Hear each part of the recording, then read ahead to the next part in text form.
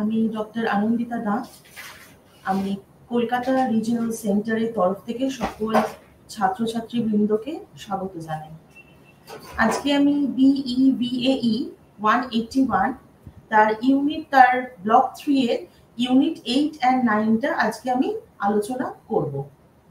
Unit 8টাতে যেটা আছে তোমাদের সেটা হচ্ছে biodiversity, threats and conservation. Biodiversity বা জীব বৈচিত্র্য বলতে আমরা যেটা বুঝি একদম সাধারণ কথা, তার জন্য ভূগোল জানতে দরকার নেই বা পরিবেশ বিদ্যা তার জন্য না জানলেও চলবে। সেটা হচ্ছে যে জীব জগতের মধ্যে যে বৈচিত্র্য সেটাকে আমরা কিন্তু জীব বৈচিত্র্য বা বায়োডাইভার্সিটি জানি। এবারে এই বৈচিত্র্যের মধ্যে কারা ইনক্লুডেড? এই বৈচিত্র্যের মধ্যে রয়েছে সমগ্র উদ্ভিদ জগৎ, এছাড়া রয়েছে প্রাণী জগৎ। উদ্ভিদের মধ্যে আবার বিভিন্ন ক্লাসিফিকেশন বা শ্রেণী বিভাগ রয়েছে, আবার প্রাণী জগতের মধ্যেও কিন্তু আবার বিভিন্ন ক্লাসিফিকেশন রয়েছে, যেমন রেপটাইলস রয়েছে, অ্যামফিবিয়ানস রয়েছে, অ্যাভিফনা রয়েছে, আবার কিন্তু হিউম্যান বিংস রয়েছে, আবার এছাড়াও কিন্তু আরো বিভিন্ন প্রাণীরা রয়েছে। এবার এদেরকে একসাথে মিলে বলা হচ্ছে জীব বৈচিত্র্য বা বায়োডাইভার্সিটি। এই বায়োডাইভার্সিটি কিন্তু বাস্তুতন্ত্রের একটা খুব গুরুত্বপূর্ণ একটা অংশ বা জীব বৈচিত্র্য। তার কারণ হচ্ছে যে কোনো যে ইকোসিস্টেম বা বাস্তুতন্ত্র তার যে ভারসাম্য সেটা কিন্তু বজায় রাখতে সাহায্য করে এই জীব বৈচিত্র্য বা বায়োডাইভার্সিটি। এবারে কেন? কারণ প্রত্যেকটি বাস্তুতন্ত্রের মধ্যে আমরা দেখতে পাই তার যে জৈব এবং অজৈব যে উপাদানগুলো রয়েছে সেইগুলোর একটা খুব অদ্ভুত একটা সম্পর্কের মাধ্যমে কিন্তু সেই বাস্তুতন্ত্রের যে স্বাভাবিকতা বা সেই বাস্তুতন্ত্রের যে স্বাভাবিক ভারসাম্য সেটা কিন্তু মেনটেন হয়। এবার সেখানেতে যত বেশি জীব বৈচিত্র্য বা বায়োডাইভার্সিটি থাকবে সেইগুলো কিন্তু সাহায্য করবে সেই বাস্তুতান্ত্রিক ভারসাম্যটাকে বজায় রাখতে। একটি বাস্তুতন্ত্রে কিন্তু খাদ্য জালিকা, খাদ্য শৃঙ্খল এইভাবে কিন্তু কিছু কিছু জিনিস অপারেট করে, যেটাকে আমরা ফুড চেইন, ফুড ওয়েব বলে থাকি, যেটা অপারেট করছে একটি বাস্তুতন্ত্রে, যার ফলে কি হচ্ছে সেই বাস্তুতন্ত্রের যে নরমাল যে ফুড সাইকেলটা রয়েছে বা সেখানকার যে ট্রফিক স্ট্রাকচারটা রয়েছে বা পিরামিডটা রয়েছে, যে বিভিন্ন যে energy pyramid, biomass pyramid, ecological pyramid, এই যে পিরামিড গুলো রয়েছে বা যে এই যে চেইন গুলো অপারেট করছে, সেগুলো কিন্তু এই জীব বৈচিত্র্য যদি থাকে একটি বাস্তুতন্ত্রে তবেই কিন্তু সেটি সম্ভবপর হবে। আচ্ছা, এবারে হচ্ছে জীব বৈচিত্র্যের কিন্তু আবার বিভিন্ন লেভেল রয়েছে, বিভিন্ন স্তর রয়েছে। তার প্রথমেই রয়েছে হচ্ছে জেনেটিক ডাইভার্সিটি। আমরা জানি যে সমগ্র জীব জগতের একটি জিন বলে একটি জিনিস রয়েছে আমাদের শরীরে, যেটা আমাদের কিন্তু যে বায়োলজিক্যাল কিছু যে ক্যারেক্টারিস্টিক্স রয়েছে, আমাদের ফিজিক্যাল কিছু ক্যারেক্টারিস্টিক্স বৈশিষ্ট্য রয়েছে, সেগুলোকে নির্ধারণ করে হচ্ছে আমাদের জিন। এবারে এই জেনেটিক ডাইভার্সিটি কথাটার মানে হচ্ছে যে যত বেশি ধরনের জিন একটি এই বাস্তুতন্ত্রে দেখা যাবে তত কিন্তু ডিফারেন্ট টাইপের স্পিসি কিন্তু দেখা যাবে। যত ডিফারেন্ট টাইপের স্পিসি দেখা যাবে তার মানে তত ভালো সেখানকার জীব বৈচিত্র্য রয়েছে, বায়োডাইভার্সিটি রয়েছে। তার মানে কি একটা ইকোসিস্টেমে যত বেশি জেনেটিক ডাইভার্সিটি থাকবে, that will lead to spicy diversity also. কাজে জেনেটিক ডাইভার্সিটি হচ্ছে কি যে কত ধরনের জিন রয়েছে তাদের, এক একটি জিন, প্রত্যেকটা জিন কিন্তু প্রত্যেকটা জিন থেকে আলাদা এবং তাদের বৈশিষ্ট্য কিন্তু আলাদা। দুটি জিন কিন্তু সমান হয় না, সে কারণে দুটো মানুষ, আমি উদাহরণ বলছি, দুটো মানুষ কিন্তু সমান হয় না। তার যে ফিজিক্যাল ক্যারেক্টারিস্টিক্স রয়েছে, ফিজিক্যাল ক্যারেক্টারিস্টিক্স মানে যেটা আমরা চোখে দেখতে পাই, তার উচ্চতা, তার গায়ের রং, তার চোখের মনির কালার, তার মাথার চুলের রং, এমনকি তার কপালের স্ট্রাকচার, সেগুলো হচ্ছে একটি মানুষের ফিজিক্যাল স্ট্রাকচার। এছাড়া কিছু মানুষের বায়োলজিক্যাল স্ট্রাকচার থাকে, এগুলো সবই কিন্তু এই জিনের উপর ডিপেন্ড করছে, যে কারণে দুটো মানুষ যেমন সমান হয় না, দুটো স্পিসি কমিউনিটিও কিন্তু সেম হয় না। সেকেন্ড ডাইভার্সিটিটা রয়েছে সেটা হচ্ছে স্পিসি ডাইভার্সিটি।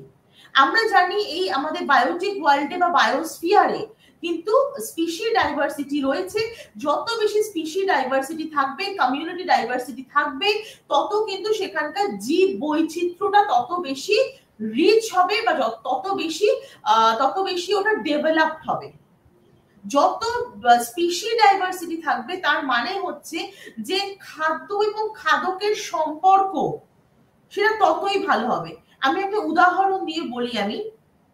আমরা জানি যে একটি বাস্তুতন্ত্রে ধরো উদাহরণস্বরূপ আমি বলতে পারি একটি ফরেস্ট ইকোসিস্টেমে আমরা জানি যেটা উদ্ভিদ রয়েছে তারা হচ্ছে অটোট্রফিক গ্রিন প্লান্ট, যারা নিজেদের খাদ্য নিজেরাই তৈরি করছে ফটোসিনথেসিস বা সালোক সংশ্লেষ প্রক্রিয়ার মাধ্যমে তৈরি করছে, এবং সেটাকে খাচ্ছে হচ্ছে যারা তৃণভোজী প্রাণী। এবারে একটি ফরেস্ট ইকোসিস্টেমে তৃণভোজী প্রাণী কিন্তু হরিণ হতে পারে, আবার হরিণ ছাড়া কিন্তু আরো অনেক তৃণভোজী প্রাণী কিন্তু সেখানে থাকতে পারে। এবার এই তৃণভোজী প্রাণী বা হার্বিভোরাস অ্যানিমাল এগুলোকে খাচ্ছে কারা? মাংসাশী প্রাণী, মানে বাঘ হতে পারে, সিংহ হতে পারে, উদাহরণ টাইগার বা লায়ন হতে পারে, যারা এই হার্বিভোরসদের ওপর তারা ফিড করছে। এবারে কোনো কারণে যদি দেখা যায় এই জঙ্গলেতে, এই ফরেস্ট ইকোসিস্টেমটাতে কোনো কারণে হরিণ বিলুপ্ত হয়ে গেছে, হরিণ এখানে আর পাওয়া যাচ্ছে না, এখানে দেখা যাচ্ছে, তাহলে যদি এখানে হরিণ ছাড়া যদি অন্য কোনো হার্বিভোর না থাকে তাহলে কি হবে? পরের স্তরে যারা রয়েছে যেমন বাঘ বা সিংহ, যারা কার্নিভোরস, তারা তার মানে খাদ্য পাবে না, খাবার পাবে না তারা।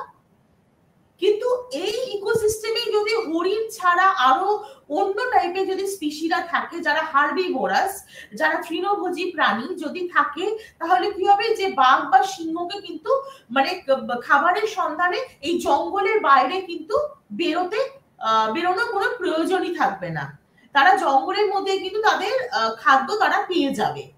এইখানেই হচ্ছে জীব বৈচিত্র্যের প্রয়োজনীয়তা।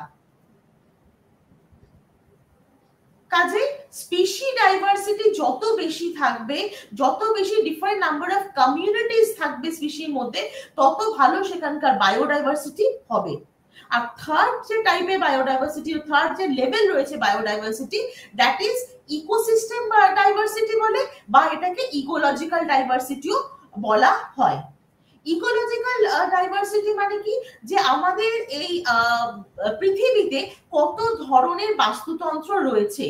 আমরা জানি যে বাস্তুতন্ত্রগুলি গড়ে ওঠে, এই বাস্তুতন্ত্রগুলো গড়ে ওঠে ওখানকার যে ক্লাইমেটিক প্যাটার্ন রয়েছে, ওখানকার যে ক্লাইমেট বলতে কি তাপমাত্রা, ওখানকার যে অধঃক্ষেপণ বা ওখানকার যে বায়ুচাপ, ওখানকার যে আর্দ্রতা, এইগুলোর মধ্যে রিলেশন বা temperature, rainfall, humidity, air pressure, এইগুলোর সাথে যে ইন্টার রিলেশনশিপ রয়েছে, এইগুলোর রেসপন্সে কিন্তু একটা জায়গার ক্লাইমেটিক প্যাটার্ন বা রেজিমটা কিন্তু গড়ে ওঠে।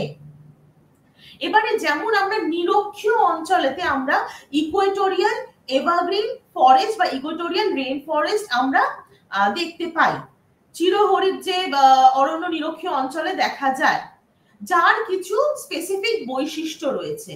যেমন কি আমরা নিরক্ষীয় অঞ্চলে আমরা জানি কোনো ড্রাই সিজন নেই, তার কারণ হচ্ছে সারা বছরই কম বেশি বৃষ্টি কিন্তু এই অঞ্চলগুলিতে হয়েই থাকে। এখানে কিন্তু আর্দ্রতা খুব বেশি, বৃষ্টিপাতের পরিমাণ খুব বেশি, আবার তাপমাত্রাও খুব বেশি। তার রেসপন্সে কিন্তু এখানেতে চিরহরিৎ অরণ্য বা এভারগ্রিন ফরেস্ট দেখা যাচ্ছে। এভারগ্রিন কথাটার মানে কি? মানে হচ্ছে যেহেতু এখানেতে কোনো শুষ্ক সিজন এখানেতে নেই, শুষ্ক ঋতু এখানেতে নেই, তার কারণে কি হচ্ছে যে আমরা জানি যখন শুষ্ক ঋতু আসে বা ড্রাই সিজন আসে, তখন প্লান্টস কি করে? প্লান্টস তারা লিভস গুলোকে শেড করে, পাতা ঝরে যায়। এটার কারণ কি? এই পাতা ঝরে যাওয়ার মেকানিজমের মাধ্যমে প্লান্ট কিন্তু অ্যাকচুয়ালি নিজের যে মানে এক্সেস ওয়াটার ইউটিলাইজেশন, এটাকে কিন্তু প্লান্ট কন্ট্রোল করে। ড্রাই সিজনে পাতাটা ঝরে যাচ্ছে, যার ফলে এক্সেস ট্রান্সপিরেশন, এক্সেস যে ওয়াটার ইউটিলাইজেশন, এটাকে প্লান্ট কন্ট্রোল করে। কিন্তু এভারগ্রিন ইকুয়েটোরিয়াল এরিয়াতে কেন এভারগ্রিন? কেন সারা বছর গাছগুলো সবুজ দেখায়? তার কারণ হচ্ছে এখানে বৃষ্টিপাতের কোনো কমতি নেই। সারা বছর 12টা মাস এখানেতে বেশ হাই রেইনফল, প্রচুর পরিমাণে বৃষ্টিপাত কিন্তু পরিলক্ষিত হয়, যে কারণে প্লান্ট গুলো সেই মেকানিজমটাই নেই যে কোনো একটা সিজনেতে তাদের পাতা ঝরে যেতে পারে। পাতা কি ঝরে না? পাতা ঝরে, কিন্তু পাতা ঝরার সাথে সাথে কিন্তু যেগুলো যে লিভস গুলো ড্রাই হয়ে যাচ্ছে বা ডাই আউট করছে যেগুলো, সেগুলো কিন্তু ঝরে যাচ্ছে, সঙ্গে সঙ্গে সবুজ পাতা কিন্তু আবার দেখা যাচ্ছে। যেটা পরের যে ক্লাইমেটিক রিজিয়নটা রয়েছে ডেসিডুয়াস যেটা রয়েছে, সেটা হচ্ছে ট্রপিক্যাল, ক্রান্তীয় অঞ্চল। ক্রান্তীয় উপক্রান্তীয় অঞ্চলে কি দেখা যায়? ট্রপিক্যাল এবং সাবট্রপিক্যাল রিজিয়নে কি দেখা যায়? ডেসিডুয়াস ফরেস্ট ইকোসিস্টেম দেখা যায়। তার মানে কি? এখানে টেম্পারেচারের আবার কিন্তু একটু ভেরিয়েশন হয়। টেম্পারেচার সামার সিজনেতে প্রচন্ড হাই থাকে, উইন্টারেতে খুব মাইল্ড থাকে, সিভিয়ার নয়, মাইল্ড উইন্টার থাকে এখানে। বৃষ্টিপাতের মেকানিজম, অধঃক্ষেপণের মেকানিজমটা কি এখানে? এখানে কিন্তু প্রেসিপিটেশন বা অধঃক্ষেপণ কিন্তু বৃষ্টিপাতের মাধ্যমেই কিন্তু হয়ে থাকে, এবং বৃষ্টিপাত কি, বৃষ্টিপাতের যে পরিমাণটা রয়েছে ওটা কিন্তু, যেটা মৌসুমী যে ঋতুটা রয়েছে আমাদের, মনসুন সিজন যেটা রয়েছে, ওই টাইমে কিন্তু মৌসুমী বায়ুর প্রভাবে এখানে কিন্তু খুব বেশি বৃষ্টিপাত হচ্ছে আমাদের বছরের কিছু মাসগুলিতে, কিছু সময়তে। যেমন আমাদের এখানে আমরা জানি মোটামুটি জুন মাসে 7 তারিখ থেকে 10 তারিখের মধ্যে ইউজুয়ালি বর্ষা কিন্তু এদিকে আমাদের যে ট্রপিক্যাল রিজিয়নটা রয়েছে এখানে চলে আসে। কেরালায় বাই 1 জুন চলে আসে বর্ষা। কাজে এই জুন, জুলাই, অগস্ট, সেপ্টেম্বর, এই 4টে মাস কিন্তু আমাদের মনসুন সিজন, যখন আমাদের সারা বছর যতটা বৃষ্টি হয় তার 80% কিন্তু আমরা এই মনসুন সিজনেতেই কিন্তু বৃষ্টিটা পেয়ে থাকি। কাজে এই বৃষ্টির টাইমটাতে আমাদের হচ্ছে, এটা হচ্ছে ওয়েট সিজন, যেখানে আমরা ম্যাক্সিমাম ওয়াটার অ্যাভেলেবিলিটি থাকে। এছাড়া রয়েছে আমাদের উইন্টার সিজন বা শীতকাল। শীতকাল আমাদের 2 মাস 3 মাস মতন থেকে থাকে, যেমন জানুয়ারি, ডিসেম্বর, জানুয়ারি, এই টাইমটাই মেইনলি আমাদের শীতকাল থাকে। ফেব্রুয়ারি থেকে আবার মোটামুটি ফেব্রুয়ারি 15 এর পর থেকে আবার মোটামুটি আমরা গরমের দিকে আবার মুভ করি। তো যাই হোক, 2 মাস বা 3 মাস আমাদের শীতকাল। এই টাইমটা হচ্ছে আমাদের যে আর্দ্রতা রয়েছে, বাতাসে আর্দ্রতাটা আমাদের খুব কমে যাচ্ছে, এটাকে শুষ্ক বা ড্রাই সিজন বলা হচ্ছে।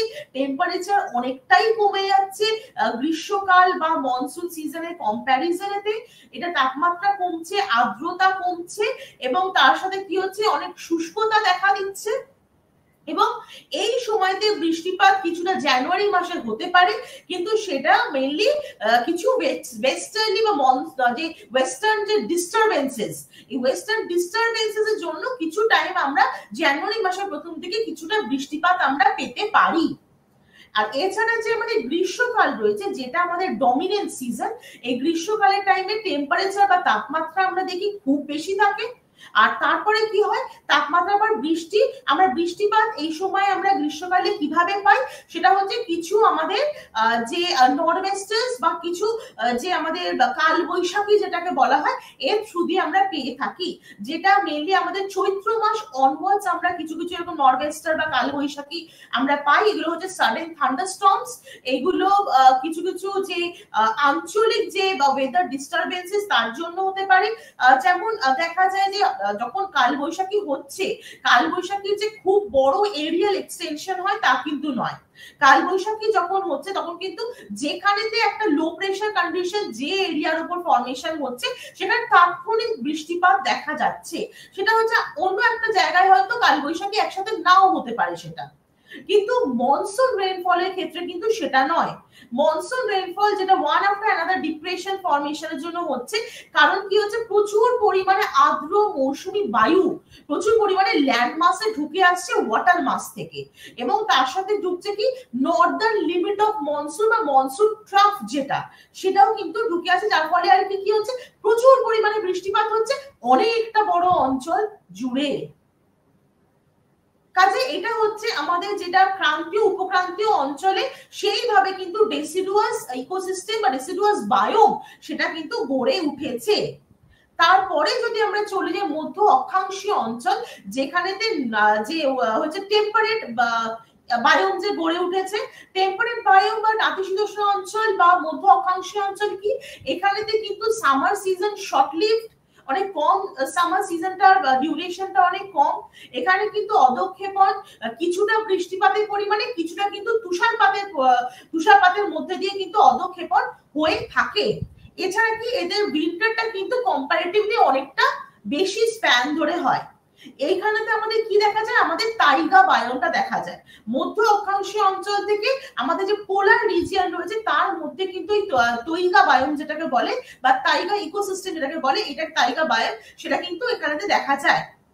এখানে সামারটা খুব মাইল্ড সামার, খুব শর্ট স্প্যান, মোটামুটি 2 থেকে 3 মাস একটা সামার সিজন হয়, কিন্তু খুব মাইল্ড সামার।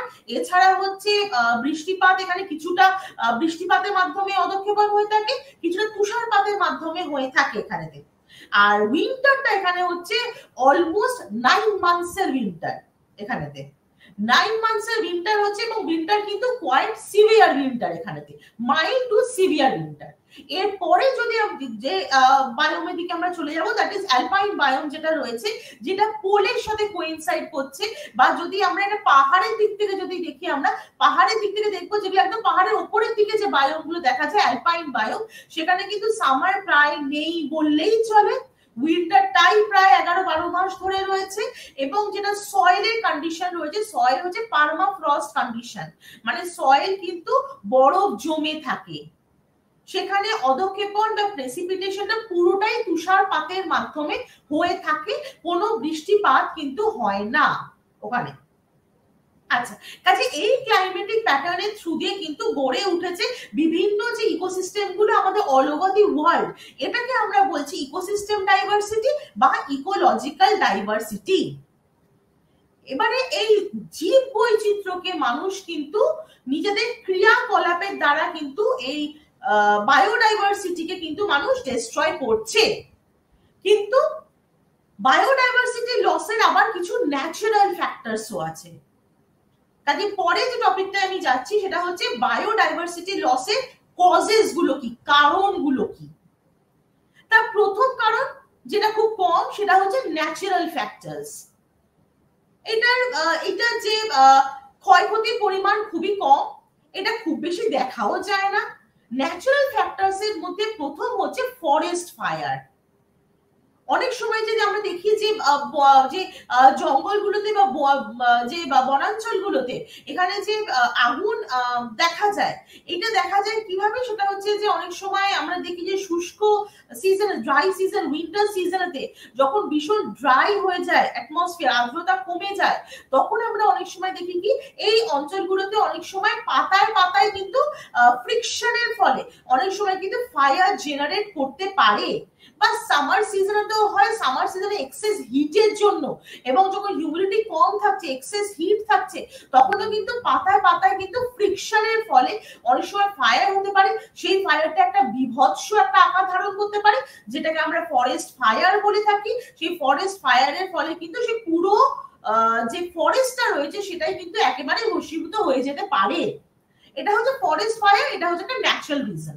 এছাড়া ন্যাচারাল ফ্যাক্টর আরেকটা কি হতে পারে, সেটা হচ্ছে যে বাজ পড়ার মাধ্যমে হতে পারে। যেমন থান্ডারস্টর্ম হচ্ছে, লাইটনিং হচ্ছে, তড়িৎ বিদ্যুৎ এগুলো সব হচ্ছে, যার ফলে ওটা যদি কোনো গাছের উপর পড়লো, গাছটায় আগুন লেগে গেল, সেখান থেকেও কিন্তু পুরো যে জঙ্গলটা রয়েছে, পুরো জঙ্গলে সেই আগুনটা কিন্তু ছড়িয়ে যেতে পারে। যদি বৃষ্টি হয় তাহলে কিন্তু ব্যাপারটা অন্য, তাহলে এই জিনিসটা হবে না। কিন্তু যদি কোথাও বাজ পড়লো, বৃষ্টি হলো না, সেক্ষেত্রে কিন্তু এটা হতে পারে। এইগুলো হচ্ছে পুরোটাই ন্যাচারাল ফ্যাক্টরস, এগুলো যে সবসময় হবে তা নয়, তবে মাঝে মধ্যে হতে পারে। যেমন আমরা ফরেস্ট ফায়ারের জন্য কিন্তু আমরা অ্যামাজনেতে যে আমাদের সেলভাস রয়েছে, অ্যামাজন যে রেন ফরেস্ট বায়োম রয়েছে আমাদের, ওই সেলভাস যেটা রয়েছে, এই সেলভাসে কিন্তু আমরা এই ভীষণভাবে ফরেস্ট ফায়ারের একটা ইম্প্যাক্ট আমরা প্রায় 2-3 বছর আগে কিন্তু আমরা দেখতে পেয়েছি, যে ওখানে এমন ভাবে ফায়ারটা স্প্রেড করেছে, সেলভাসের অনেকটা পোরশন কিন্তু একেবারে ভস্মীভূত হয়ে গেছে। তারপরে আমরা বুশ ফায়ারের একটা উদাহরণ রয়েছে, আমাদের অস্ট্রেলিয়াতে ঘটেছিল এই বছর 2-3 আগে ওটা ঘটেছে, অস্ট্রেলিয়াতে বুশ ফায়ার। বা ওখানকার যে বুশ রয়েছে ওখান থেকে যে ফায়ারটা স্প্রেড করে অনেকটা গ্রাসল্যান্ড এরিয়া পুড়িয়ে দিয়েছিল। আচ্ছা, এটা হচ্ছে ন্যাচারাল ফ্যাক্টরস। মেজর যে ফ্যাক্টরটা সেটা হচ্ছে মনুষ্য যে সৃষ্ট যে কারণগুলো বা অ্যানথ্রোপোজেনিক ফ্যাক্টর বা হিউম্যান ইনডিউসড যে ফ্যাক্টরস গুলো, তার মধ্যে প্রথম যে ফ্যাক্টরটা সেটা হচ্ছে habitat loss. Habitat loss, habitat মানে কি? আমরা যেখানে থাকি সেটাই আমাদের habitat. The place where we live is our habitat. খুব একটা সহজ এটা একটা সংজ্ঞা হ্যাবিট্যাটের। হ্যাবিট্যাট বুঝতে গিয়ে আমাদের relation with our surroundings, with our physical environment কিছু বুঝতে হয় না। The place where we live is our habitat. এই হ্যাবিট্যাটটা যদি কেউ ছিনিয়ে নেয়, কেউ যদি সেটাকে নষ্ট করে দেয়, তাহলে কি হবে? ওখানকার যারা যারা রয়েছে ওখানেতে, তারা ওখান থেকে নয় পালিয়ে প্রাণে বাঁচবে, আর নয়তো তারা সেই হ্যাবিট্যাটের সাথেই তারা শেষ হয়ে যাবে। এটা কিন্তু হচ্ছে মানুষের কারণে। অনেক সময় কি হচ্ছে, হ্যাবিট্যাট লস কখন হচ্ছে? একটা ফরেস্ট এরিয়া, সেই ফরেস্ট এরিয়াটাকে ক্লিয়ার করে সেখানেতে হয়তো কোনো ইনফ্রাস্ট্রাকচারাল কনস্ট্রাকশন হবে। সেটা কোনো হাইওয়ে হতে পারে, সেটা কোনো ইনহ্যাবিটেড ল্যান্ড হতে পারে। এগুলো বিভিন্ন যে আমাদের যে ইনফ্রাস্ট্রাকচার, সো কল যে আমাদের হার্ড ইনফ্রাস্ট্রাকচার, সেই কনস্ট্রাকশন হতে পারে, যার ফলে আমরা কিন্তু ফরেস্ট এরিয়াটাকে ক্লিয়ার অফ করে দিচ্ছি। ক্লিয়ার অফ করে সেখানে আমরা এগ্রিকালচার ল্যান্ডও করতে পারি, আবার যেমন আমরা খাদ্য তৈরি করার জমি, কৃষি জমিও করতে পারি, আবার সেখানে যে বাসভূমিও তৈরি করতে পারি, আবার হাইওয়ে কনস্ট্রাকশনও আমি সেখানে করতে পারি। এর ফলে হবে কি, যখনই আমি ফরেস্টটাকে ক্লিয়ার করছি, ওখানকার যারা নেটিভ অ্যানিমালস রয়েছে, গাছগুলোকে তো আমি কেটে দিচ্ছি, কিন্তু যারা ওখানকার অ্যানিমালস রয়েছে তারা কোথায় যাবে? তারা ওখান থেকে চলে যাবে অন্যত্র কোথাও, অ্যানিমাল মাইগ্রেশন হবে ওখানেতে। কাজে এটা হচ্ছে হ্যাবিট্যাট লস। যেমন আমরা জানি আমাদের ভারতের উত্তর পূর্বাঞ্চলে ট্রাইবসরা এক ধরনের এগ্রিকালচারাল প্র্যাকটিস তাদের মধ্যে দেখা যায়, যেটাকে আমরা বলি বাংলাতে স্থানান্তর কৃষি, ইংলিশে বলে থাকি আমরা শিফটিং কাল্টিভেশন। এটা শুধু আমাদের ভারতে উত্তর পূর্বাঞ্চল রাজ্যগুলি নয়, এমনকি আমাদের কিন্তু যে দক্ষিণ পূর্ব এশিয়ার বিভিন্ন দেশগুলিতেও কিন্তু এরকম টাইপের কৃষি এই প্রকারটা কিন্তু এখনো এক্সিস্টেন্ট রয়েছে। এটাতে কি হচ্ছে, ওখানকার যারা আদিবাসীরা যে ট্রাইব রয়েছে, তারা সেখানকার যে ফরেস্টটা রয়েছে সেটাকে নয়তো কেটে ক্লিয়ার করে দিচ্ছে গাছগুলোকে, নয়তো তারা আগুন লাগিয়ে দিয়ে সেখানে গাছগুলোকে একদম পুড়িয়ে ছাই করে দিচ্ছে। এবারে যে ছাইটা পড়ে থাকছে সেটা তো অ্যাকচুয়ালি গাছগুলোরই, সেইটা ওরা সয়েলের সাথে মিশিয়ে দিচ্ছে, যার ফলে সয়েলে যে উর্বরতা, ফার্টিলিটিটা বেড়ে যাচ্ছে। এবার তারা কিন্তু ওই সয়েলের উপরে তারা বেশ কিছু বছর তারা সাবসিস্টেন্স ফার্মিং তারা করছে।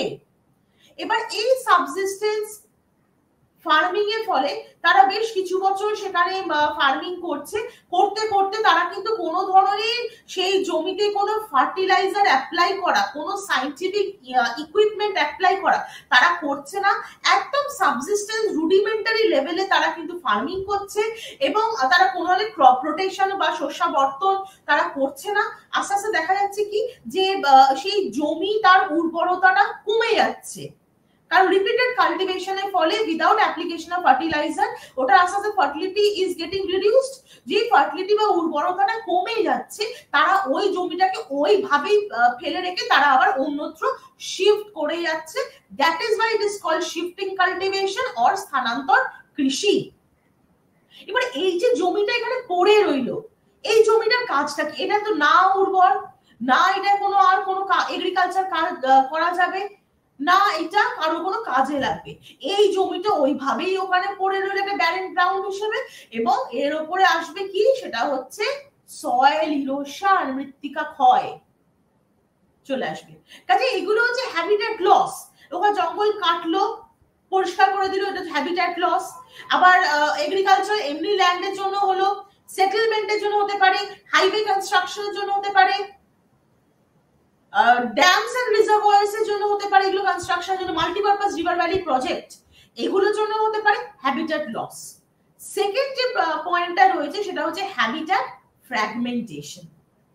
মানে আমরা যদি আমাদের থাকার জায়গাটাকে কেটে ছোট করে দিই, আমি যে বাড়িতে থাকি সেই বাড়িটা যদি কালকে যদি সেই পুরো বাড়িটা জুড়ে আমরা থাকি, এবার সেই পুরো বাড়িটাকে যদি আমি কেটে হাফ করে দিই তার সাইজের, সেটা কিরকম হবে? That is habitat fragmentation.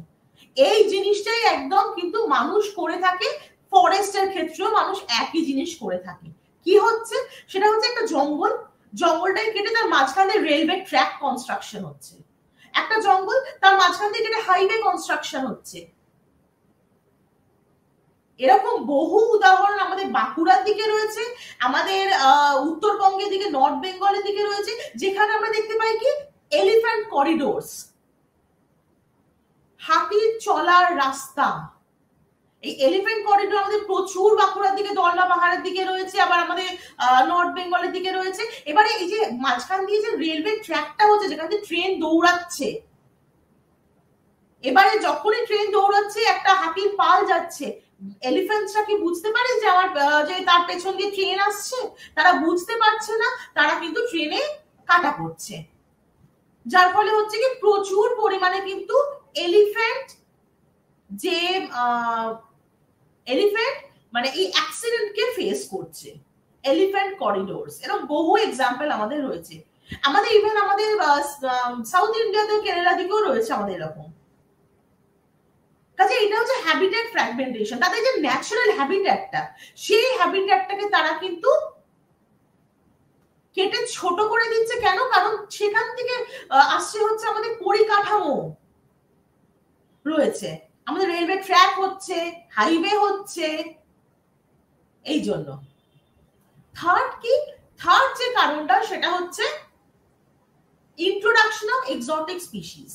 আমরা জানি যে একটা যে ন্যাচারাল হ্যাবিট্যাট রয়েছে, সেখানে একটা particular group of species exist করে, তাদের মধ্যে ফ্লোরা এবং ফনার মধ্যে একটা পার্টিকুলার রিলেশনশিপ রয়েছে, একটা ইন্টারলিঙ্কেজ রয়েছে, যার মধ্যে তারা এক্সিস্ট করে, তাদের গ্রোথ হয়, তাদের ফ্লারিশ হয়, এইভাবে তারা থাকে। এবারে যদি দেখা যায় যে হঠাৎ করে সেখানে বাইরে থেকে কিছু স্পিসিকে ইন্ট্রোডিউস করা হলো, তাহলে নেটিভ স্পিসিস গুলোর কি হবে?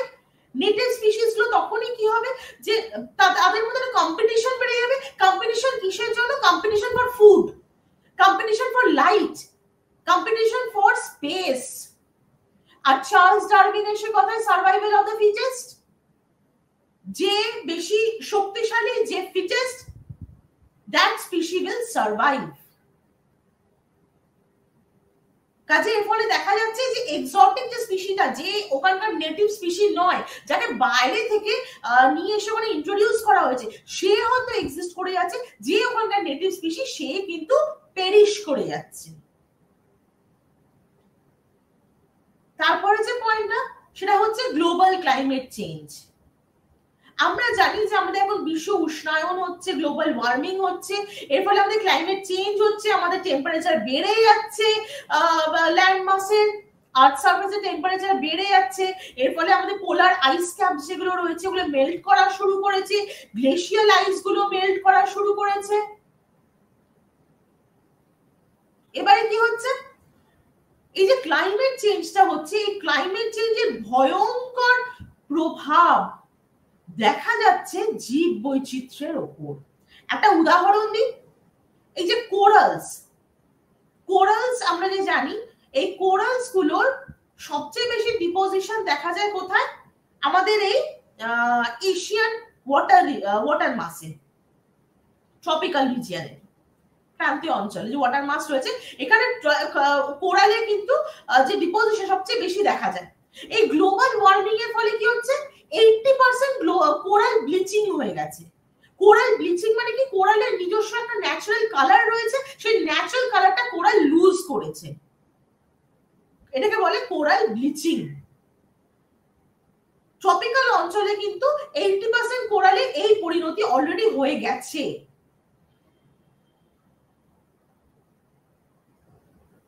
কাজে এইগুলো হচ্ছে কারণ কেন বায়োডাইভার্সিটি আস্তে আস্তে কমে যাচ্ছে। এবার এই বায়োডাইভার্সিটি কমে গেলে চলবে না, এই বায়োডাইভার্সিটি যদি নষ্ট হয়, কমে যায়, ড্যামেজড হয়, সেটা কিন্তু আলটিমেটলি আমাদের এক্সিস্টেন্সের জন্য কিন্তু খুব অ্যালার্মিং। সেটা কাজে বায়োডাইভার্সিটিকে বাঁচাতে হবে, প্রিজার্ভ করতে হবে, কনজার্ভ করতে হবে। কিভাবে করব আমরা? তার দুটো আবার টেকনিক রয়েছে, মেথড রয়েছে। একটা হচ্ছে ইন সিটু কনজারভেশন, একটা হচ্ছে ex situ conservation. In situ conservation মানে হচ্ছে যেখানকার জিনিস সেখানেই ওটাকে প্রিজার্ভ করে রাখো। যেমন আমরা যে বিভিন্ন যে tiger project, crocodile project, elephant project, বা আমাদের যে বিভিন্ন রিজার্ভ ফরেস্ট রয়েছে, প্রোটেক্টেড ফরেস্ট রয়েছে, যে ন্যাশনাল পার্কস রয়েছে, বার্ড স্যাংচুয়ারিজ রয়েছে, এগুলো হচ্ছে সব ইন সিটু কনজারভেশন, মানে conserving biodiversity at the place of origin. যেখানে ওটা জন্ম, যেখানে ওটা অরিজিনেট করেছে সেখানে conserve, that is in situ conservation. National parks, reserve forests, wildlife sanctuaries, bird sanctuaries, then tiger বিভিন্ন যে projects রয়েছে, crocodile projects রয়েছে, these are all part of in situ conservation. Then what is ex situ conservation? Ex situ conservation হচ্ছে সেটাকে for future সেটাকে বাঁচিয়ে রাখো, সেটা সেই জায়গাতে যেখানে ওটা অরিজিনেট করেছে সেখানে না হলেও চলবে। with the aid of technology you can conserve that particular species. How? কিভাবে? এই যে বিভিন্ন যে আমরা জানি এখন জিন ব্যাংকস, যেখানে জিনটাকে প্রিজার্ভ করে রাখা যায়, ডিএনএ ব্যাংক, স্টেম সেলস, এই যে বিভিন্ন যে জিনিসগুলো রয়েছে with the aid of technology, যেখানে আমরা এগুলোকে প্রিজার্ভ করে রাখতে পারি, এখান থেকে কিন্তু আমরা আবার এই স্পিসিটাকে বানাতে পারি ফিউচারে, যদি সেই স্পিসিটা এক্সটিংক্ট হয়ে যায় বা এন্ডেঞ্জার্ড হয়ে যায়। এই জিন পুল, ডিএনএ ব্যাংকস, এগুলো সব part of ex situ conservation. আরেকটা কি, আমরা যে বিভিন্ন জায়গাতে গেলে যে আমরা জুওলজিক্যাল গার্ডেন ঘুরতে যাই, আলিপুর জুওলজিক্যাল গার্ডেন, আমাদের যে Alipore zoo, that is part of ex situ conservation. ওখানে যে আমরা বাঘ দেখছি, সুন্দরবনে রয়্যাল বেঙ্গল টাইগার দেখছি, সেটাকে সুন্দরবন থেকে নিয়ে এসে এখানেতে কেজে রাখা হয়েছে। আমরা যদি সুন্দরবনে ওখানে কোনো প্রজেক্ট এসে রয়্যাল বেঙ্গল হোয়াইট টাইগারকে প্রিজার্ভ করতাম, দ্যাট ওটা কিন্তু হতো একটা ইন সিটু কনজারভেশন। ওটাকে নিয়ে এসে আমি এখানে খাঁচাবন্দি করে রেখেছি আমার জুতে, that is ex situ conservation. ওখানে হাতি রয়েছে, জিরাফ রয়েছে, জেব্রা রয়েছে, বিভিন্ন বার্ডস রয়েছে, এগুলো সবই হচ্ছে part of ex situ conservation. সেখানে ওটা জন্ম নয়, আমি অন্যত্র থেকে নিয়ে এসে এখানেতে আমি ওটাকে প্রিজার্ভ করে রেখেছি, এক্স সিটু কনজারভেশন। এছাড়া আমাদের যে বিভিন্ন যে বটানিক্যাল গার্ডেন্স গুলো রয়েছে, আমাদের শিবপুর বটানিক্যাল গার্ডেন রয়েছে, এই যে বটানিক্যাল গার্ডেন রয়েছে, সেখানে আমি একটা বাইরে থেকে প্লান্ট এনে সেখানে লাগিয়ে সেটাকে আমি বড় করছি, botanical garden, x situ conservation. এইভাবেও কিন্তু আমি বায়োডাইভার্সিটিকে রক্ষা করতে পারি, কনজার্ভ করতে পারি। আলটিমেট একটা কথা মাথায় রাখতে হবে, সেটা হচ্ছে judicious utilisation of natural elements, that is very important for conservation of biodiversity. Judicious মানে কি? Rational utilization, যতটুকু দরকার ততটুকু ব্যবহার করো, do not go for extra use, কারণ তার ফলে ওয়েস্টেজ হবে। That is part of sustainability. What is sustainability? যেখানে আমরা একটা ন্যাচারাল এলিমেন্ট, একটা ন্যাচারাল রিসোর্স কে আমরা প্রেজেন্ট জেনারেশন ইউজ করছি, and we are keeping that thing, that resource for our future generation also. For example, আমরা fossil fuel, কোল, oil, এগুলো আমরা যেমন ব্যবহার করছি, খুব বেশি ব্যবহার করো না, যাতে ভবিষ্যৎ প্রজন্ম সেটা পায়। দ্যাট ইজ সাস্টেনেবিলিটি, যেটা আমাদের ব্রান্ডল্যান্ড রিপোর্টে এজেন্ডা 21 সাস্টেনেবল ডেভেলপমেন্ট যে টার্মটা সিগনিফাই করে। এছাড়া কি, ওয়াটার, টু মাচ ওয়েস্টেজ করো না, যতটা দরকার ততটুকু ব্যবহার করো, যাতে ভবিষ্যৎ প্রজন্ম জল কাকে বলে সেটা দেখতে পায়, কারণ উইদাউট ওয়াটার পুরো living world will not exist. Forget about human beings. Biodiversity threats and conservation এগুলোই তোমাদের পড়তে হয়। এবং এগুলো ডিসকাশনের মাধ্যমে আমি ইউনিট 8টা আমি শেষ করলাম। এবারে আমি মুভ করব ইউনিট 9 এর দিকে। Unit 9 is very important. Unit 9 এর মধ্যে রয়েছে environmental pollution and hazards. Pollution, দূষণ। পলিউশন বা দূষণ এটা খুব কমন একটা টার্ম, কম বেশি আমরা প্রত্যেকেই এটা ফেসও করি এবং এটার আউটকাম বা কনসিকুয়েন্স সম্পর্কেও জানি, না কজ সম্পর্কে, কারণগুলো সম্পর্কে আমরা জানি। পলিউশন বা দূষণ কি? খুব সিম্পল কথা, একটা কোনো ন্যাচারাল এলিমেন্টে যখন কোনো ফরেন harmful element introduced হয়, that is introduction of a foreign substance that is harmful by nature in a particular environmental element, সেটাকে আমরা বলে থাকি পলিউশন। যেমন যদি এয়ারের মধ্যে harmful pollutants, harmful gases যদি introduced হয় সেটাকে আমরা এয়ার পলিউশন বলবো।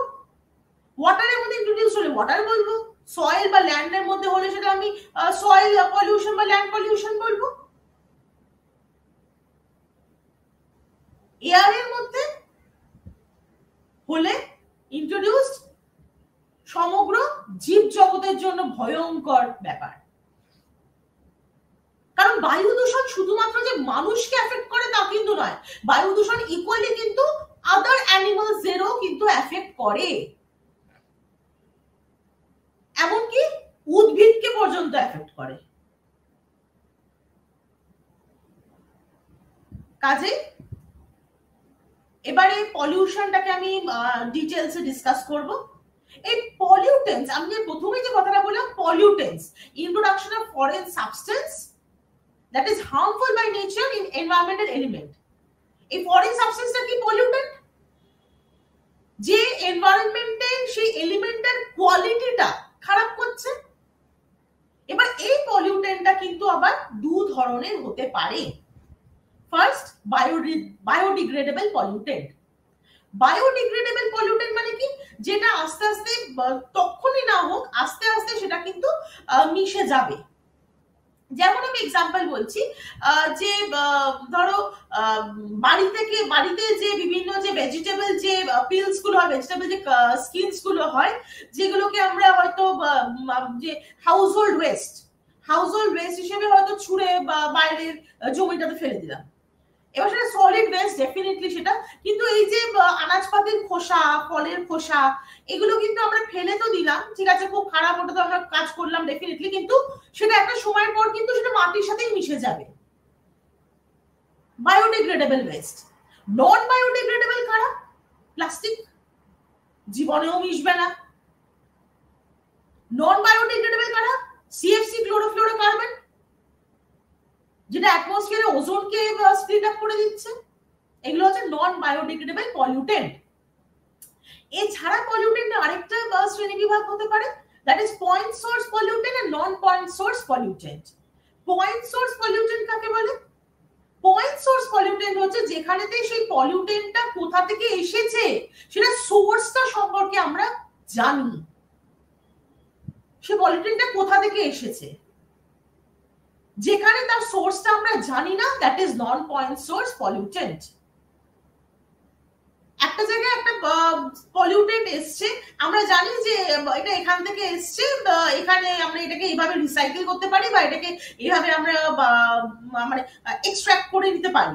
But non point source pollutant কোথা থেকে হয়তো একটা চ্যানেল অফ ওয়াটার হয়তো সেই পলিউটেন্টটাকে ক্যারি করে নিয়ে এসছে, অন্য কোথাও সে পলিউটেন্টটাকে ডিপোজিট করছে, সে হয়তো ওখানকার পলিউটেন্টই ওটা নয়, নন পয়েন্ট সোর্স।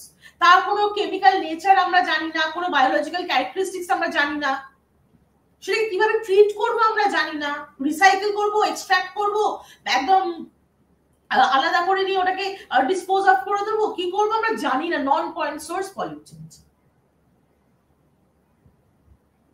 এবারে প্রথমে যে আমি একটা ডেফিনিশন, একটা কথা আমি বললাম, দ্যাট ইজ ন্যাচারাল এলিমেন্ট বা এনভায়রনমেন্টাল কম্পোনেন্ট। তার মধ্যে আমরা প্রথম যেটাকে কনসিডার করব সেটা হচ্ছে এয়ার।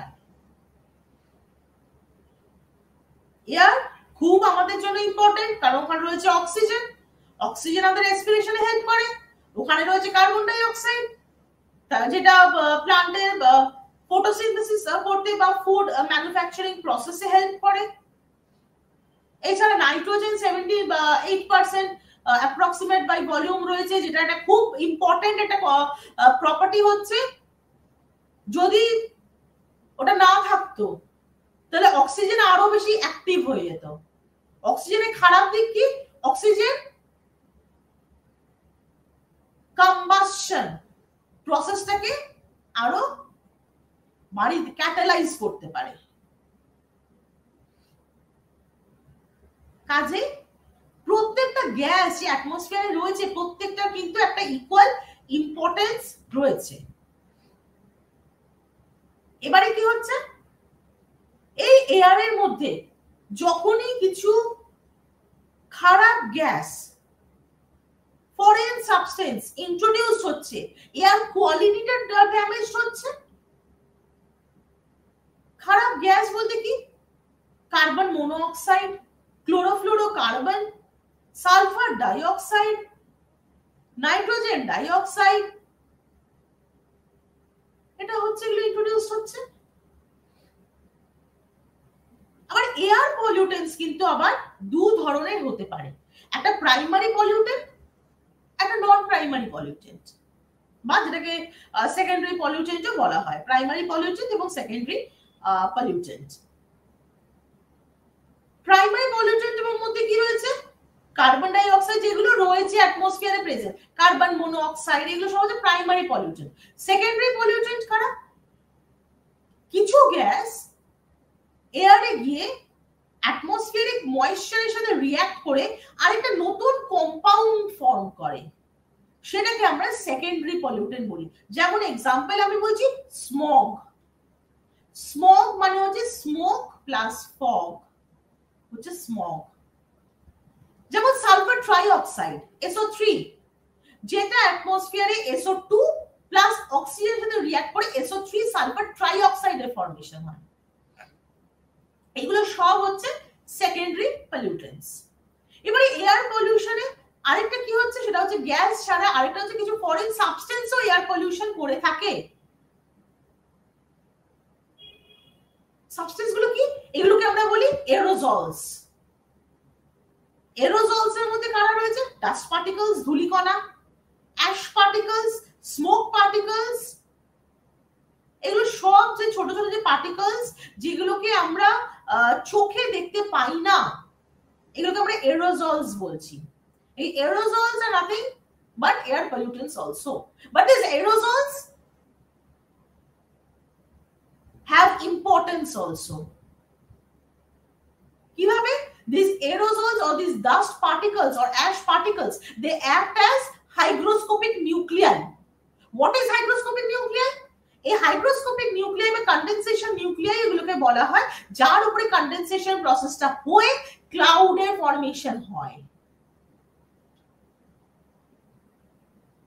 কাজে খুব ক্লিয়ার এয়ার যদি থাকে, ক্লিন এয়ার থাকে, সেখানে কোনো দিনও ক্লাউড ফর্মেশন হবে না। এখানে কিন্তু এরোজলস এর একটা ইম্পর্টেন্সও রয়েছে। আচ্ছা, এবার এয়ার পলিউশন তার কজেস গুলো কি, কারণগুলো কি? প্রথম কারণ ইন্ডাস্ট্রি। ইন্ডাস্ট্রিয়াল চিমনি থেকে ভীষণভাবে যে গ্যাসগুলো বেরোচ্ছে সেগুলো সালফার ডাই অক্সাইড এবং নাইট্রোজেন ডাই অক্সাইড, এগুলোকে অ্যাটমসফিয়ারে মিশছে, প্রচুর পরিমাণে পলিউশন হচ্ছে। সেকেন্ড কারণ ভেহিকলস। ভেহিকলস রয়েছে, ব্ল্যাক স্মোক যেটা এমিটেড হচ্ছে। আগে ভেহিকলস গুলোকে কন্ট্রোল করার জন্য আগে ভেহিকলস গুলো যেটা ফলো করতো সেগুলো হচ্ছে পলিউটিং বা ব্রাউন টেকনোলজি। প্রচুর পরিমাণে কালো ধোঁয়া এইসব ভেহিকলস গুলো থেকে বেরোতো। এখন অটো সিএনজি তে যায়, অটো চলে। CNG is part of green technology. Green technology, that is eco-friendly technology that will not harm the environment. Green technology.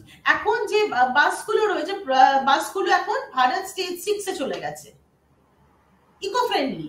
এখন তো আবার অনেক ইলেকট্রিক বাসেসও রয়েছে এখন। ইভেন দ্য কার্স, কার্স গুলো এখন সব ইলেকট্রিক ভেহিকলস হয়ে গেছে, ইভি ইলেকট্রিক ভেহিকলস হয়ে গেছে, gas driven vehicles হয়ে গেছে। These are nothing but eco friendly vehicles. They will not harm the environment, they will not create any type of air pollution.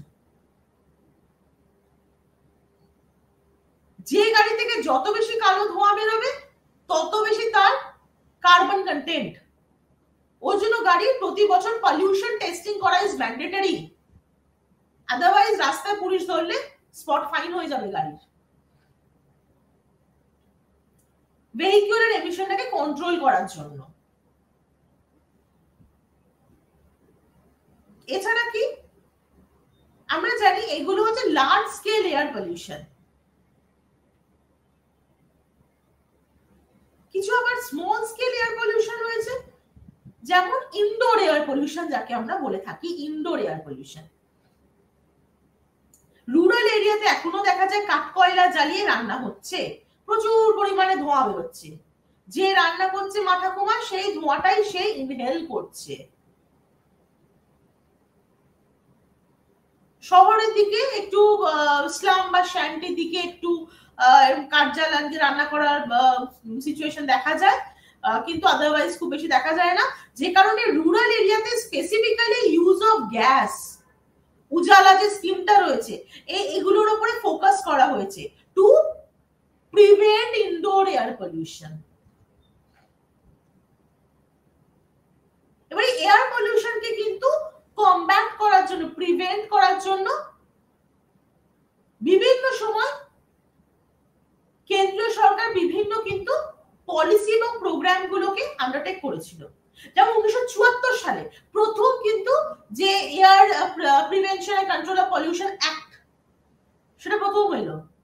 তারপরেও বিভিন্ন অ্যাম্বিয়েন্ট এয়ার কোয়ালিটি প্রোগ্রাম, বিভিন্ন last 2019 programme এসছে, বিভিন্ন air quality monitor করা, standardise করা, এগুলো বিভিন্ন ধরনের রয়েছে। তাও মানুষের মধ্যে সচেতনতার অভাব। আমরা যে বিভিন্ন যে ইলেকট্রনিক গ্যাজেট গুলো ব্যবহার করি, এয়ার কন্ডিশনার, এসি ইউজ করছি, রেফ্রিজারেটর ইউজ করছি, এগুলোতে ইউজ হচ্ছে এক ধরনের গ্যাস যার নাম হচ্ছে ক্লোরোফ্লোরোকার্বন, সিএফসি গ্যাস। এই গ্যাসটা অ্যাটমসফিয়ারে গিয়ে মিশছে। সিএফসি একটা প্রপার্টি কি, একবার অ্যাটমসফিয়ারে গিয়ে মিশলে 50 বছর ওইভাবেই থাকে।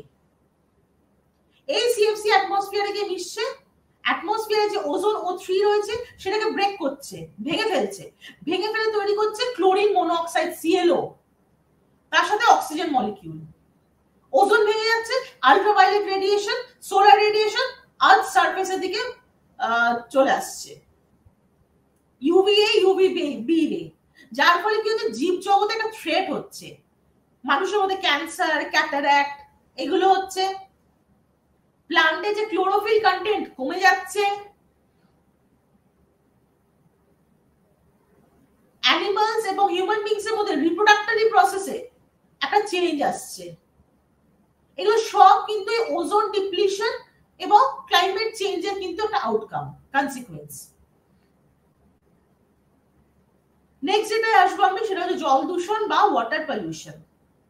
আমরা জানি water is very important for our survival, এবং আমরা জানি যে আর্থ সারফেসে out of 100% water resource, 75% water is retained in sea and ocean. That is saline water, নোনা জল, এবং that water is of no use to man. ওই জলটা আমাদের কোনো কাজেই দেয় না, যে নোনা জল যেটা রয়েছে, saline water রয়েছে। রেস্ট যে ওয়াটারটা রয়েছে তার মধ্যে কিছু শতাংশ রয়েছে আবার সারফেস ওয়াটার, কিছু রয়েছে সাবসারফেস ওয়াটার। 0.1% হচ্ছে আমাদের subsurface underground fresh water. Surface ওয়াটারের মধ্যে রিভার, পন্ড, লেক এগুলো রয়েছে। সাবসারফেস ওয়াটারের মধ্যে আমাদের যেটা আন্ডারগ্রাউন্ড ওয়াটার সেটা রয়েছে। সেটাকেও মানুষ ওভার এক্সপ্লয়টেশনের ফলে আন্ডারগ্রাউন্ড ওয়াটার কিন্তু সেই পিজোমেট্রিক লেভেলের নিচে ফল করে যাচ্ছে, যার ফলে ওয়াটার টেবিল আরো ডেপথে চলে যাচ্ছে। একটা ড্রিঙ্কিং ওয়াটার ক্রাইসিস বহু এরিয়াগুলোতে কিন্তু দেখা যায়। সারফেস ওয়াটার মানুষ পলিউট করছে, সাবসারফেস ওয়াটারও মানুষ পলিউট করছে। ইন্ডাস্ট্রি থেকে লিকুইড এফ্লুয়েন্ট জলের মধ্যে অ্যাসিড মেশানো, হিটেড ওয়াটার, কারণ আমরা জানি যে ইন্ডাস্ট্রিগুলোতে জল দরকার লাগে, মেশিনে কুলেন্ট হিসেবে দরকার লাগে। আবার অনেক সময় জলে গুলো অনেক কেমিক্যালস থাকে, অ্যাসিডস থাকে, সেগুলোকে ডিরেক্ট ইন্ডাস্ট্রিগুলো কি করছে, সেই কোনো জলাশয়তে সেগুলোকে ডিসপোজ করে দিচ্ছে, ফেলে দিচ্ছে অ্যাজ লিকুইড এফ্লুয়েন্ট। সেটা জলে গিয়ে যখনই মিশছে, জলে নিজস্ব কিছু প্রপার্টিজ আছে, বায়োকেমিক্যাল প্রপার্টিজ আছে, সেগুলোকে ডিস্ট্রয় করছে। কি কি প্রপার্টি আছে? প্রথমত টোটাল ডিজলভড অক্সিজেন, এটাকে আমরা ডিও বলে থাকি, ডিজলভড অক্সিজেন। জলের মধ্যে কতটা মাত্রায় অক্সিজেন ডিজলভ পরিমাণে পাওয়া যায়, that is dissolved oxygen. Second হচ্ছে বায়োলজিক্যাল অক্সিজেন ডিমান্ড, বিওডি যেটাকে আমরা বলে থাকি। ওটা কি? জলের মধ্যে যারা ডিকম্পোজার্স রয়েছে তারা কতটা অক্সিজেন ব্যবহার করছে অর্গানিক ম্যাটারকে ডিকম্পোজ করতে, that is biological oxygen demand. আরেকটা কি রয়েছে? কেমিক্যাল অক্সিজেন ডিমান্ড বা সিওডি। যে ডিকম্পোজাররা রয়েছে সেই ডিকম্পোজাররা কতটা অক্সিজেন ব্যবহার করছে কোন কেমিক্যাল কম্পাউন্ডকে ডিসইন্টিগ্রেট বা ডিকম্পোজ করার জন্য। বায়োলজিক্যাল অক্সিজেন ডিমান্ডে কিন্তু অর্গানিক কম্পাউন্ডস রয়েছে, যেমন যেগুলো ধরো vegetative waste, vegetative matter, leaf, grass, এগুলোকে ডিকম্পোজ করার জন্য কতটা অক্সিজেন ব্যবহার করছে decomposer, that is biological. What is chemical? যে কেমিক্যাল কম্পাউন্ডস গুলো রয়েছে, যেগুলো ইন্ডাস্ট্রি থেকে এফ্লুয়েন্স আছে, যার মধ্যে অ্যাসিড আছে, কেমিক্যাল আছে, সেইগুলোকে কতটা অক্সিজেন ব্যবহার করা হচ্ছে সেটাকে ভাঙার জন্য, ডিকম্পোজ করার জন্য, that is chemical oxygen demand. এবারে এইগুলো যদি আমরা অল্টার করি, চেঞ্জ করে দিই, তার ফলে কি হবে? তার ফলে হবে কি, ওয়াটারটা কিন্তু নিজস্ব যে বায়োকেমিক্যাল প্রপার্টি রয়েছে জলটা, সেটা একেবারে নষ্ট হয়ে যাবে। That water will be of no use to man. এবং সেই ওয়াটারে কিন্তু আমরা যেটা একটা দেখতে পাবো সেটা হচ্ছে অ্যাবনর্মাল অ্যালগাল ব্লুম। এটা একটা নাম আছে, সেটা হচ্ছে ইউট্রোফিকেশন। অনেক সময় আমরা দেখতে পাই পুকুরের ওপরে একটা গ্রিন কার্পেট টাইপের ফর্মেশন হয়েছে, পানা পুকুর বলা হয়, কচুরি পানা, গ্রিন কার্পেট টাইপ ফর্মেশন হয়েছে, অ্যাবনর্মাল অ্যালগি তৈরি হয়েছে। এবার অ্যাবনর্মাল যখন অ্যালগি ফর্মেশন হয়ে যাচ্ছে, আর ফলে কি হচ্ছে, সেই অ্যালগিটা জলে যত ডিজলভড অক্সিজেন নিয়ে নিচ্ছে, তাহলে অক্সিজেন পাবে না কারা? যারা ক্রিচার্সরা রয়েছে অ্যাকোয়াটিক ইকোসিস্টেমে, যেমন মাছ, এরা অক্সিজেন পাচ্ছে না, এবং আস্তে আস্তে অ্যাকোয়াটিক ইকোসিস্টেমটা টোটালি নষ্ট হয়ে যাচ্ছে। এইগুলো হচ্ছে কি, যে ইন্ডাস্ট্রিগুলো থেকে যে লিকুইড ওয়েস্টটা বেরোচ্ছে তার পরিণতি। আরেকটা কি, এগ্রিকালচারাল ফিল্ডে আমরা জানি যে পেস্টিসাইড, ইনসেকটিসাইড, কেমিক্যাল ফার্টিলাইজার এগুলো ব্যবহার করা হয়।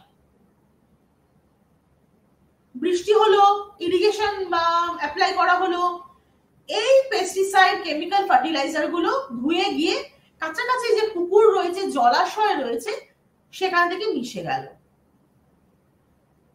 মিশে যাওয়ার ফলে কি হলো, সেই জলের মধ্যে যে কেমিক্যাল একটা অল্টারেশন দেখা গেল,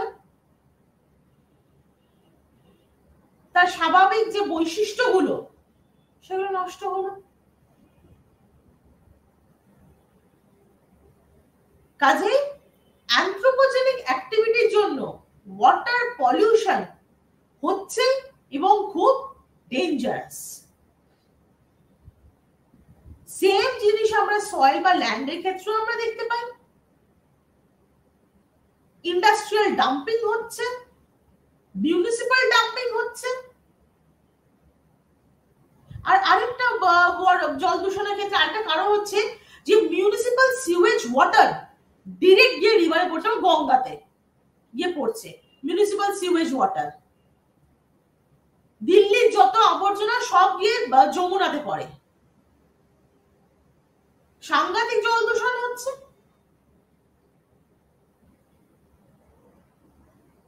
হাউস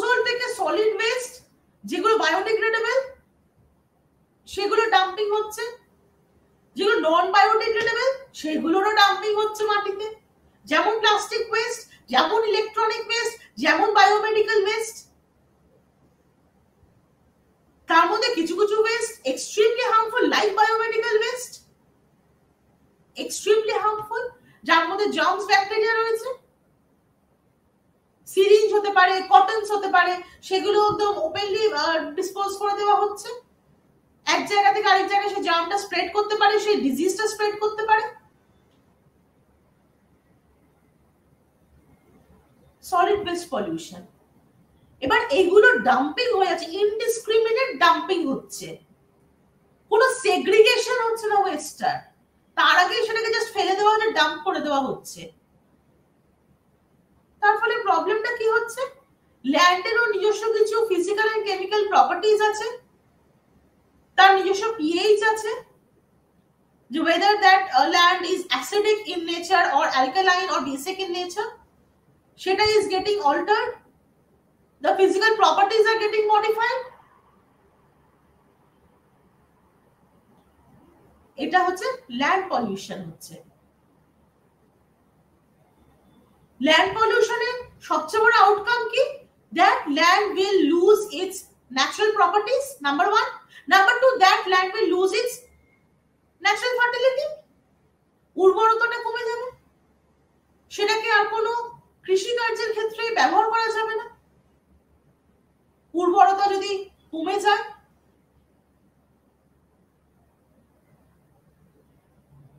সেটা ওরকম একটি পতিত জমি বা একটা ব্যারেন গ্রাউন্ড হিসেবে পড়ে থাকবে।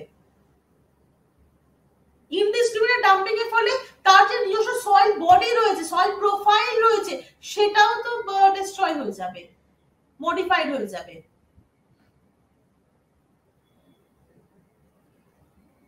তারপর যে পলিউশনটা আমি আসবো সেটা হচ্ছে নয়েজ পলিউশন, শব্দ দূষণ।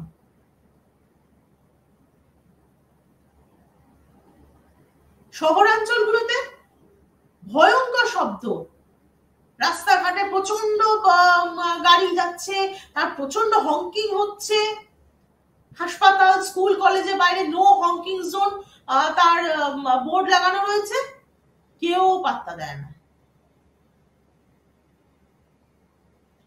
অতিরিক্ত শব্দের ফলে কি হতে পারে, কালা হয়ে যেতে পারে মানুষ, মানুষের হিয়ারিং লস হতে পারে, ইয়ার ড্রামে পার্মানেন্ট ড্যামেজ হতে পারে। আরেকটা কি হতে পারে, ব্রেন সেলস গুলো অধিক মাত্রায় স্টিমুলেটেড হয়ে যেতে পারে, স্বাভাবিক যেটা বডির একটা ভারসাম্য রয়েছে সেটা ড্যামেজ হতে পারে।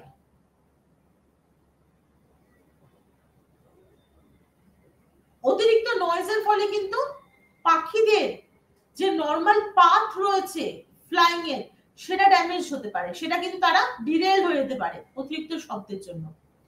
যেমন ভেহিকুলার নয়েজের সমস্যা আমরা ফেস করি, তেমন ইন্ডাস্ট্রিয়াল নয়েজ, মেশিন নয়েজ ইন্ডাস্ট্রিতে যেগুলো শুনতে পাওয়া যায়, তার ফলে যে লেবারটা প্রতিদিন ওই ভয়ঙ্কর শব্দের মধ্যে সে সারাদিনে 10 ঘন্টা 12 ঘন্টা সে কাটাচ্ছে,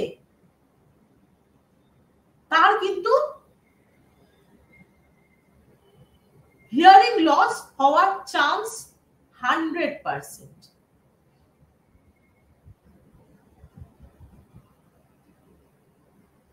ইয়ার ড্রামে ক্ষতি হচ্ছে,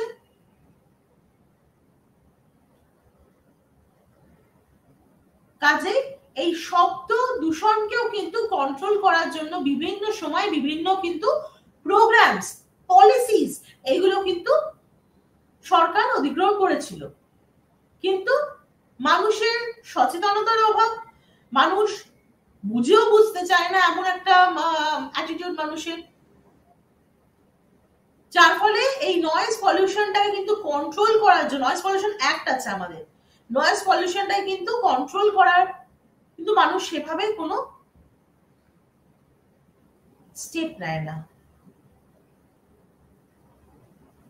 কিন্তু নয়েজ পলিউশন, শব্দ দূষণ এমন একটা দূষণ যেটা শুধুমাত্র যে মানুষ রয়েছে, যে ফেস করছে, সে শুধু তার ইম্প্যাক্টটা পাবে তা কিন্তু নয়, যে সন্তান জন্মায়নি, যে মাতৃগর্ভে রয়েছে, অতিরিক্ত সেই মা যদি অতিরিক্ত নয়েজে এক্সপোজড হয়, তার হাই চান্স হচ্ছে তার যখন সন্তান জন্মাবে তার হিয়ারিং প্রবলেম হবে।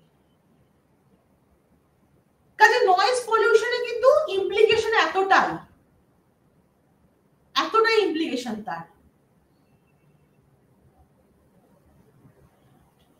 জন্মানোর পরেও শিশুদের কিন্তু বলা হয় খুব বেশি শব্দের নিকট না নিয়ে যেতে। কেন? কারণ তাদের তখন যে ইয়ারড্রাম ফর্মেশনটা পুরোটা তো সেভাবে হয়নি, বড় হয়ে কিন্তু তাদের শুনতে অসুবিধা হতে পারে। কাজে পলিউশনের মধ্যে দিয়ে আমাদের যেমন এক্সিস্টেন্স থ্রেটেন্ড হচ্ছে, আমাদের রোজকার লাইফ, এভরিডে সার্ভাইভাল, যেটা আমাদের রেগুলার যে আমাদের লাইফটা রয়েছে, সেটাও কিন্তু ভীষণ ভাবে কিন্তু এফেক্টেড হচ্ছে। এয়ার পলিউশনে যদি খুব বেশি প্রতিদিন যদি একটা মানুষ এক্সপোজড হয় এয়ার পলিউশনে, তার লাংস এফেক্টেড হয়ে যাবে, তার লাংস এফেক্টেড হবে। প্রতিদিন সে কার্বনটাকে ইনহেল করছে।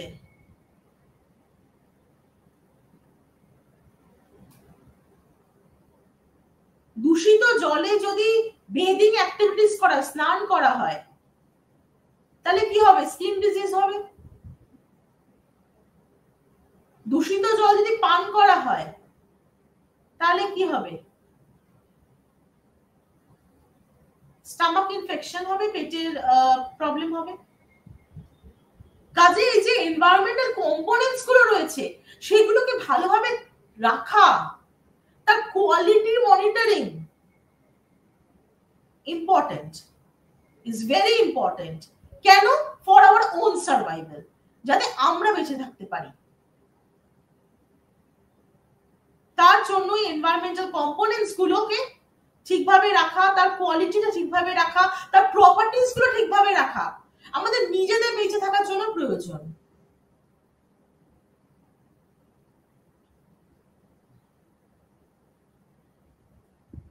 পলিউশন এবং তার সাথে হচ্ছে এই পলিউশনের ফলে ডেকে আসছে না হ্যাজার্ড আসছে। এত বেশি বন্যা এখন বেড়ে গেছে, যেখানে আগে বন্যা হতো না, ফ্লাড হতো না, সেখানেও এখন ফ্লাড দেখা যাচ্ছে।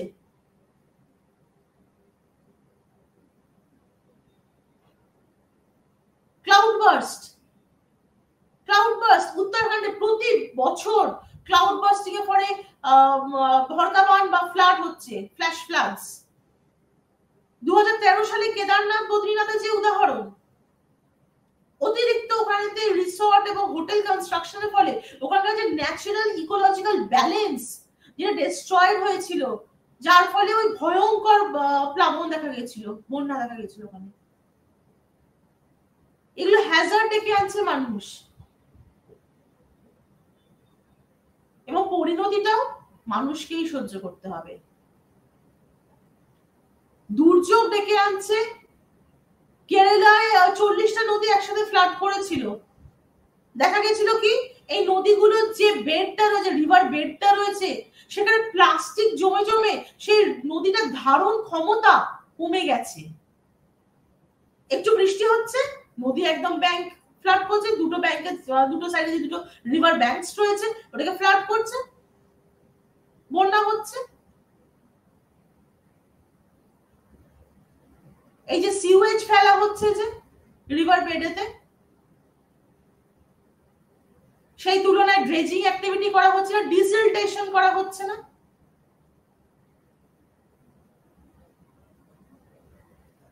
কাজেই পলিউশন আমাদেরকে আটকাতে হবে যাতে আমরা দুর্যোগকে আটকাতে পারি। আর দুর্যোগ হয়ে যাবে আবার বিপর্যয়ের কারণ। বিপর্যয় যদি নেমে আসে, ডিজাস্টার যদি নেমে আসে, সেটা কিন্তু আমাদের এক্সিস্টেন্সের জন্যই ভয়ঙ্কর হতে পারে। এই যে বিভিন্ন যে রোগগুলো স্প্রেড করছে, এত বেশি মশা মাছির জন্য ভেক্টর বোর্ন ডিজিজ গুলো স্প্রেড করছে, ম্যালেরিয়া, ডেঙ্গু, চিকুনগুনিয়া।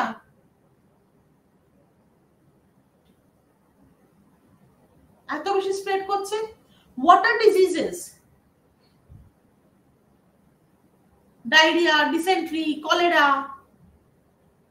বন্যার জল সরে যাওয়ার সাথে সাথেই প্রথম যে রোগটা দেখা যাবে সেটা হচ্ছে কলেরা, জলবাহিত রোগ, ওয়াটার বোর্ন ডিজিজ।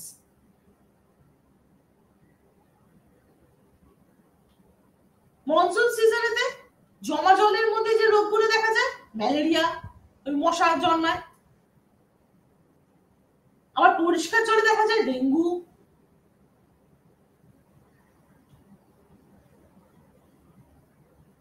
প্রচুর মৃত্যু হয় প্রতি বছর ডেঙ্গুর জন্য।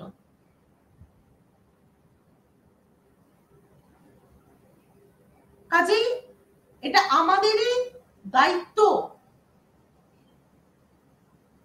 আমাদের পরিবেশকে পরিষ্কার রাখা, ভালো রাখা, যাতে আলটিমেটলি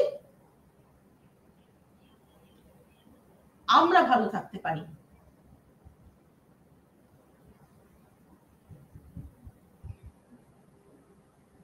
আমরা ঠিকভাবে বাঁচতে পারি।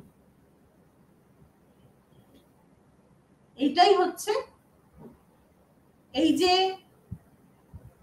পেপারটা রয়েছে BEVAE 181 এনভায়রনমেন্টাল স্টাডিজ,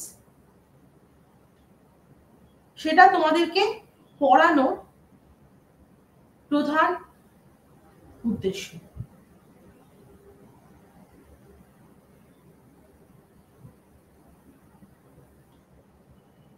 যাতে পরিবেশকে তোমরা রক্ষা করো, পরিবেশকে তোমরা বাঁচাতে পারো, পরিবেশকে তোমরা ভালো রাখতে পারো, দূষিত না করে। আমার নেক্সট ক্লাসেতে আমি পরের যে ব্লকটা রয়েছে সেই ব্লকটা শুরু করব, কিন্তু তার আগে এই যে ব্লক 3টার 8, 9টা আমি আজকে পড়ালাম ইউনিট, তার পরবর্তী যে ইউনিটগুলো রয়েছে সেইগুলো আলোচনা করব।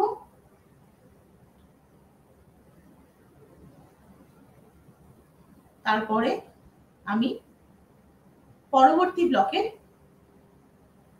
আলোচনাটা শুরু করব।